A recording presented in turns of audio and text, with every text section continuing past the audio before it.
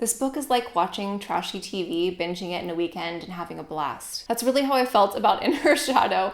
It's a book that I mentioned in my Kindle haul video, I believe. It is a book about a woman who gets pregnant by this really rich guy, and she gets basically whisked away to his mansion, which is in a society-filled neighborhood, people that are just very different than what she's used to and what she grew up with. Everything seems like it's going to be fine at first, of course, but then stuff about his ex-wife who recently left him keep coming up.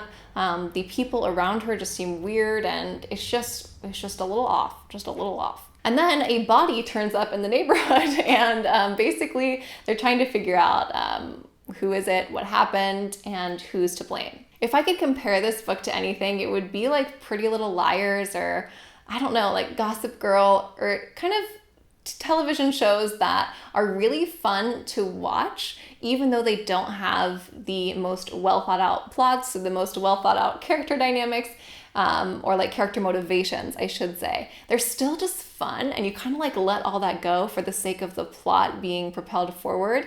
So you're not asking for perfection, really. You're just asking to be entertained cheaply, and that is what this book really does. If you're not in the mood for that and you're expecting a lot from a mystery, then don't read this book. But if you do just want to binge read something and have it done in 24 or 48 hours and just have a little bit of fun reading it, then this could be a good one for you. But if you're expecting beautiful writing and perfect character dynamics and motivations, then this really is not for you. The character motivations, the why they do what they do, their actions, their thought patterns make zero sense, okay? No one thinks like this. No one you know would possibly think the way they think in this book. And that's what I mean by Pretty Little Liars and stuff shows like that. It doesn't always make the most sense, the moves they make, but you don't really care because it's still fun. I think in my Goodreads and Amazon review for this book, I wrote that I wish that there was a category for books like there are for hotels.